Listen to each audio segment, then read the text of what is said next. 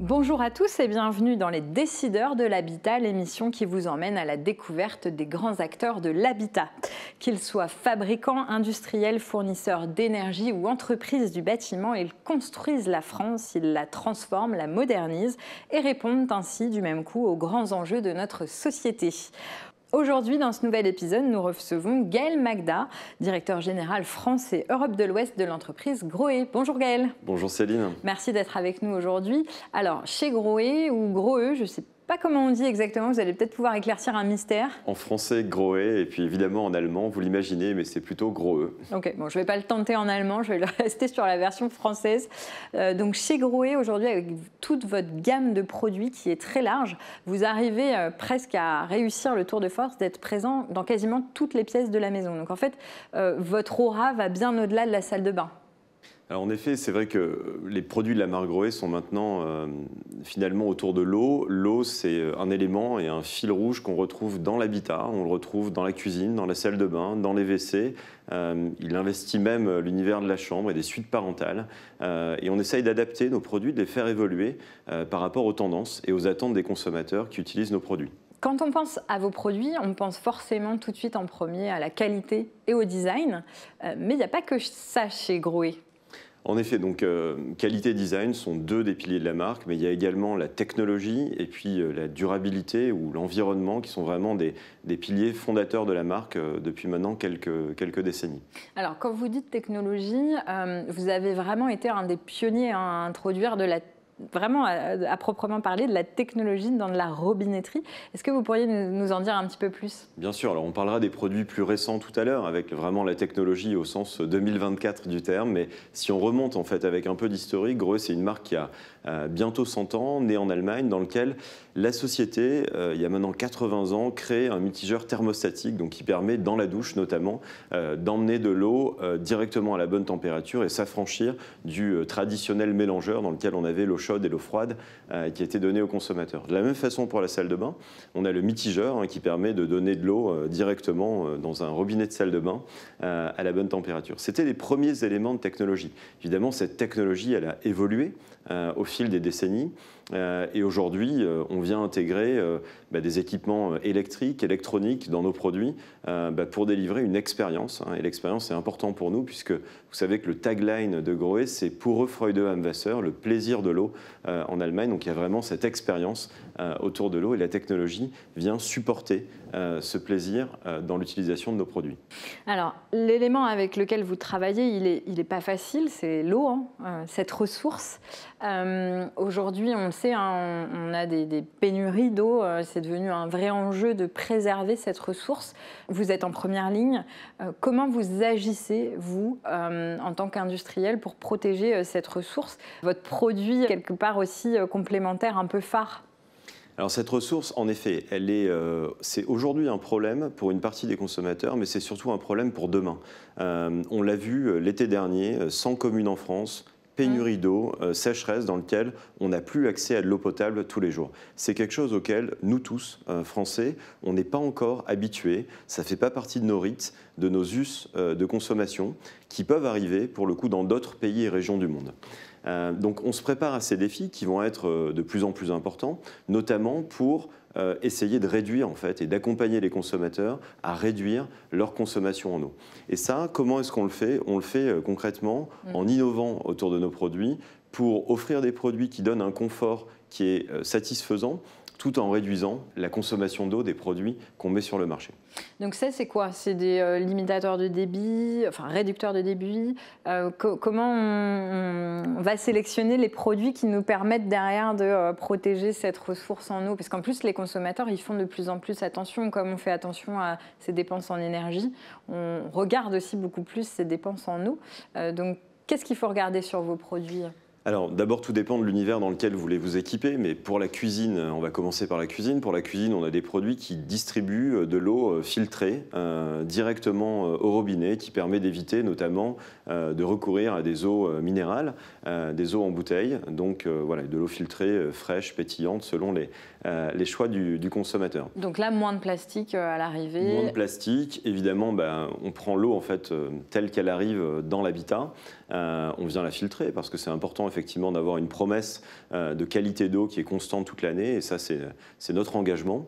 Voilà, donc ça c'est pour la cuisine. Sur la salle de bain, qui est vraiment la pièce maîtresse dans laquelle on travaille, on vient offrir en fait des débits qui sont limités, donc tant sur les douchettes que sur les douches de tête, que sur l'ensemble en fait des produits qu'on donne. On a des produits qui sont à économie d'eau, donc on appelle EcoJoy notamment, et sur lequel on vient communiquer maintenant des débits. C'était pas une notion qui était toujours donnée aux consommateurs, on l'a cachée un peu dans la fiche technique parce qu'elle avait un intérêt un peu technique, pas toujours plébiscité, et aujourd'hui on l'a fait ressortir et on la remonte finalement en tête de nos fiches produits pour se rendre compte que certains produits ont plus ou moins de consommation par rapport à un produit standard du marché. On parle de protection de la ressource eau, mais votre engagement autour de l'environnement, du développement durable, il est beaucoup plus large que ça. Absolument. D'abord, on est une entreprise globale dans laquelle on produit, on fabrique nos produits pour l'ensemble des régions du monde. Nos usines, elles sont essentiellement en Europe. 4 des 5 sites industriels sont en Allemagne ou au Portugal, le dernier étant en Thaïlande. Sur ces sites, on a cherché à travailler en fait dans un écosystème local. Donc un écosystème local, c'est quoi? C'est d'abord utiliser une ressource qui est autour de l'usine, éviter qu'elle voyage partout dans le monde pour arriver sur nos sites industriels. Donc l'alliage, vous savez que nos produits sont essentiellement faits de métal, l'alliage il est sourcé en fait localement et il permet en fait de fabriquer les produits notamment avec du laiton qui est à 70% recyclé.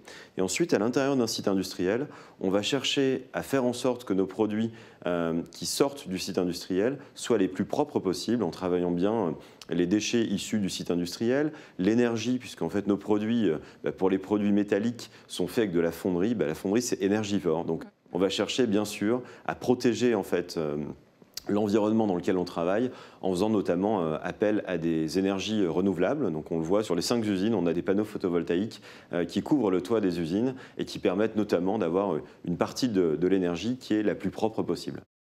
Et si on élargit encore, toutes les questions RSE vous préoccupent aussi énormément. Et je crois que vous avez d'ailleurs été récompensé pour toutes les démarches et toutes les actions que vous engagez autour de ces questions-là. Absolument. La RSE, ce n'est pas un sujet 2024 parce que ça fait le buzz dans les médias. La RSE, c'est un engagement. Ça fait 20 ans qu'on travaille sur la RSE. On a une équipe interne qui challenge chacun des départements de l'entreprise pour faire en sorte qu'on s'améliore de façon continue.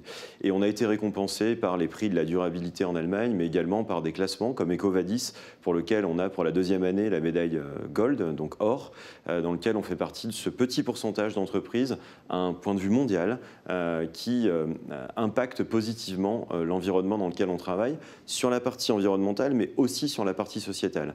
On a un vrai intérêt également pour les écosystèmes, les personnes qui travaillent directement dans l'entreprise, mais aussi les personnes qui travaillent pour l'entreprise, chez des sous-traitants ou dans les bassins de consommation dans lesquels nous œuvrons. On vient de voir l'enjeu du développement durable et de l'environnement auquel vous répondez, on l'a vu. Mais il y a un autre enjeu auquel vous êtes confronté, c'est celui de la pénurie de main-d'œuvre. Est-ce que vous pourriez nous en dire quelques mots? Alors le défi, c'est l'absence et le manque de main-d'œuvre, donc la pénurie de main-d'œuvre, mais également d'avoir une main-d'œuvre qui est qualifiée, qui est capable de travailler sur des produits technologiquement avancés. On a pris le parti il y a quelques années d'investir en fait directement dans l'apprentissage et aujourd'hui on est en France notamment à travers 6 CFA implantés. Alors quand on dit implanté dans un CFA, c'est on équipe en fait ce CFA avec des outils pédagogiques pour installer nos produits dans des conditions de travail réel pour un futur plombier chauffagiste. On vient aussi accompagner l'équipe pédagogique sur les nouvelles technologies qu'elle méconnaît ou elle a besoin éventuellement de compléments d'information. On les dote des derniers produits et on vient régulièrement en fait les former jusqu'à les accompagner par des tests en sortie. Et donc ce sont des futurs plombiers chauffagistes puisqu'ils sont en apprentissage et on vient les connecter à nos clients qui aujourd'hui sont déjà artisans sur le marché et les faciliter finalement l'apprentissage dans des entreprises qui ont déjà pignon sur rue. Ça, on le fait de façon très concrète aujourd'hui sur ces 6 sites français, mais on s'investit de façon assez large en fait sur l'excellence et l'artisanat. On est également pour la 2e année partenaire des meilleurs ouvriers de France, qu'on connaît surtout pour la cuisine parce que c'est vraiment ce qui est le plus médiatisé. Un peu moins connu, je ne vous cache pas, dans l'univers de la plomberie. Mais Absolument, mais il y a des meilleurs ouvriers de France, artisans, et on va les voir à l'œuvre un peu plus tard dans l'année, puisqu'il y a la compétition des métiers dont vous avez forcément entendu parler, le Lyon World Skills 2024 qui aura lieu en septembre. Avec des gants blancs. Alors je ne sais pas si les gants blancs sont de rigueur sur la plomberie sanitaire. Ce qui est intéressant, c'est de se reposer la question sur comment on peut avoir une œuvre et vraiment un produit excellemment travaillé par des futurs plombiers. Et donc on sera présent autour de ces événements, on les sponsorise assez largement pour faire en sorte que l'artisanat continue à se développer en France. On ait bien des métiers et des débouchés pour ces populations et surtout une mise en œuvre de qualité de nos produits dans la durée. Et à côté de ça, vous les accompagnez aussi beaucoup, je crois, dans tout ce qui est le quotidien en fait, avec une hotline réservée aux pros, avec des services administratifs qui viennent en soutien. C'est aussi une gamme de services. Gros, c'est des produits et des services.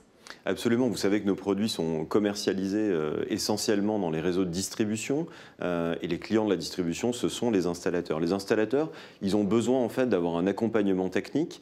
Les produits évoluent, ils sont de plus en plus compliqués et on estime que notre rôle, c'est aussi de savoir communiquer avec eux directement quand il y a un besoin. Donc le matin sur un chantier, on a cette hotline technique réservée aux membres de nos programmes de fidélité qui permet en fait d'éviter un problème pour le consommateur ou l'hôtelier qui va installer nos produits. Et ça, aujourd'hui, c'est en place sur le marché français. Puis, vous le mentionnez, mais les artisans, ils ont des tracas administratifs. Il faut faire des devis, des factures.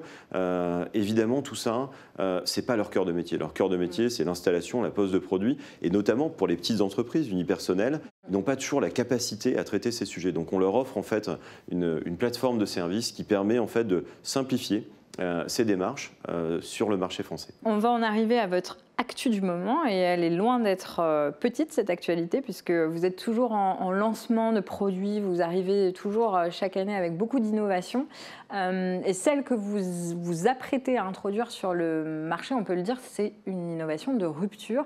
Est-ce que vous pourriez nous en dire quelques mots? Je pense que quelques informations ont fuité, même si bon, le jeu de mots est un peu facile, mais voilà, est-ce que vous pourriez nous présenter cette innovation? Non, absolument. Alors, l'innovation, pour nous, elle est importante parce qu'elle permet en fait de faire évoluer aussi les usages. Les consommateurs vont évoluer dans les prochaines années, on l'a dit tout à l'heure, autour de cette pénurie qu'est l'eau. Et on s'est posé la question de c'est quoi la douche de demain? Est-ce que finalement, c'est une douche qui est ce qu'on peut utiliser dans les transports en commun avec peu d'eau, qui n'est pas très agréable? On ne pense pas en fait. On pense que la douche, ça va rester et ça doit rester un moment de plaisir dans lequel on doit pouvoir utiliser l'eau, mais évidemment, on doit veiller à la protéger. Alors on a créé une douche qui s'appelle Everstream, une douche infinie dans laquelle l'eau est recyclée. Alors qu'est-ce que ça veut dire?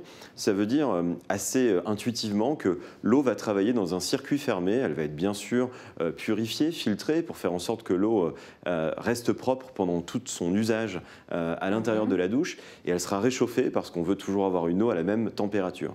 La promesse de ce produit, c'est une réduction des consommations d'énergie et d'eau de 70%. Et là, fini les conseils à nos enfants de dire la douche, c'est 3, 4, 5 minutes maximum. La douche, finalement, elle va pouvoir rester aussi longtemps que le consommateur le souhaite. Voilà, ce produit, il va arriver sur le marché. Il a été pré-révélé à la presse et on attend beaucoup en fait, de ce type d'innovation pour faire évoluer la façon dont on va s'équiper sur le marché dans les prochaines années. J'ai entendu eau recyclée et puis surtout le fait qu'on n'allait plus avoir besoin de timer sur la douche. Donc ça, c'est une innovation qu'on va suivre. Merci beaucoup, merci d'avoir été avec nous aujourd'hui. Juste avant de partir, est-ce que vous pourriez nous laisser une petite citation, une petite pensée du jour dans notre livre d'or? Et en tout cas, je vous remercie beaucoup d'avoir été avec nous aujourd'hui. Merci Céline, à bientôt. À bientôt. Merci à tous, on se retrouve très bientôt pour un prochain épisode des Décideurs de l'Habitat. Merci.